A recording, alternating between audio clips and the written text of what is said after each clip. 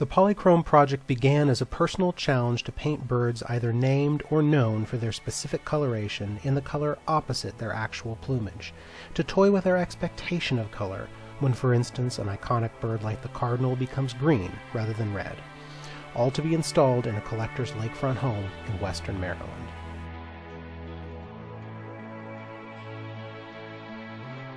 Using this painting of orioles in blue-violet, I'll take you through the process of creating one of these panels.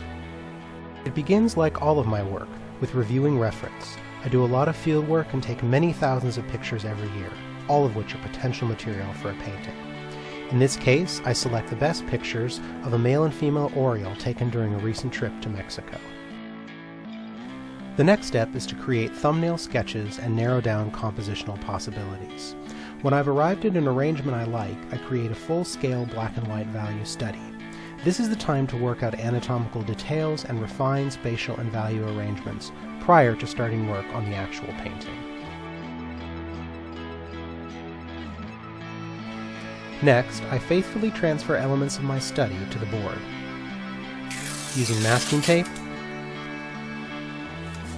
and an X-Acto blade, I carefully mask portions of the underdrawing. With high viscosity gesso, tinted with acrylic paint,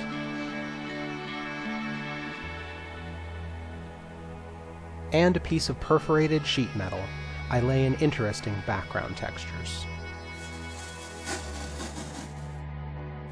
With just an ordinary plastic bag with a hole cut in one end, used much like a cake decorator, I apply a targeted impasto underpainting that will describe, in a loose, gestural way, a portion of the female bird.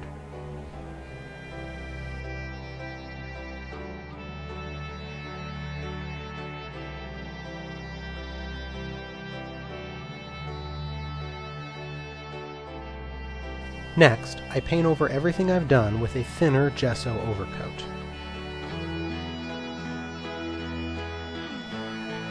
Once dry, it's time for one of the more unconventional steps in my process, sanding everything down until the board is smooth again.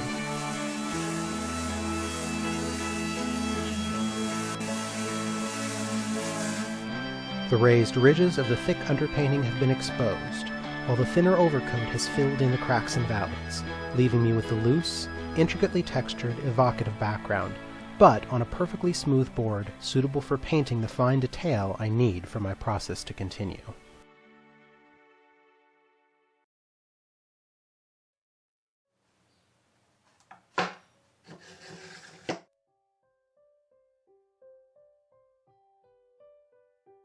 After all of this prep work, it's finally time to get this painting up on the easel and begin brush painting.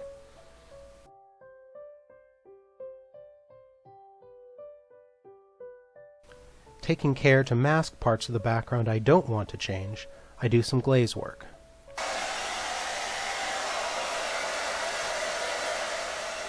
Followed by light sanding in order to effect subtle changes in color and value.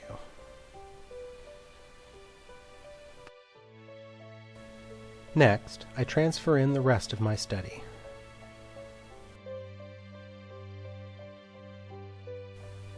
Red and green provide the basis of my black, and the rest of my fairly limited palette follows.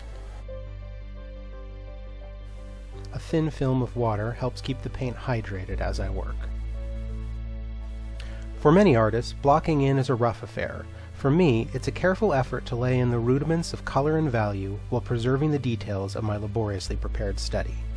It's worth noting that the single most important factor in achieving the level of detail I need is viscosity control. The paint should be of a thin, syrupy consistency, a sort of compromise between optimal coverage and optimal flow. Also important is the #1 script or liner brush, my favorite and most frequently used piece of equipment. It offers the artist a tremendous degree of precision and control, and feels more like a drawing stylus than a typical paintbrush.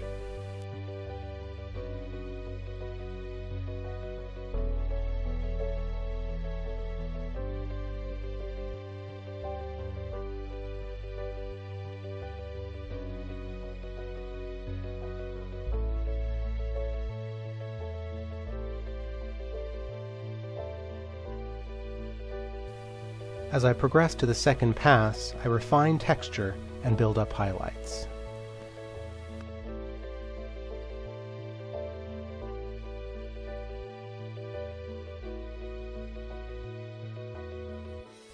I very deliberately make my highlights brighter and chalkier than the final result I intend. This is in preparation for the transparent glaze work, which dramatically increases the color saturation without obscuring underlying detail.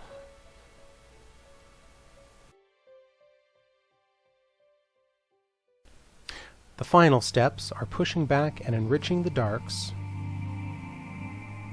while brightening and popping out the highlights. With panel 1 finished, there's only 10 more to go. The familiar bluebird in unexpected orange. A female blackbird in blue. The demure gray catbird in electric pink. The cardinal in vivid and surreal greens. A woodpecker in sprightly yellow. A red-winged blackbird in jarring red and green. A lesser goldfinch in mysterious red-violet. A stellar jay in subtle shades of burnt orange. A quirky nest full of pastel Easter eggs. And lastly, an empty branch just waiting for a bird to land.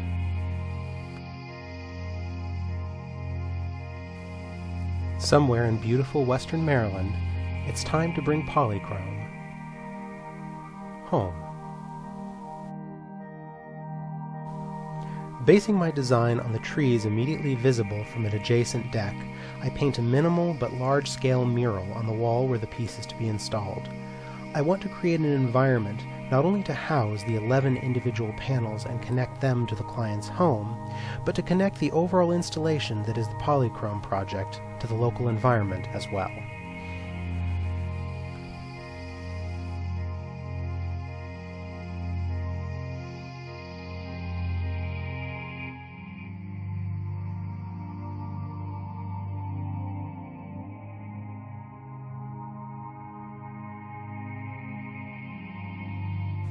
Between the drudgery of illustration and the vacuity of decoration lies the evocative. That is the realm of the artist.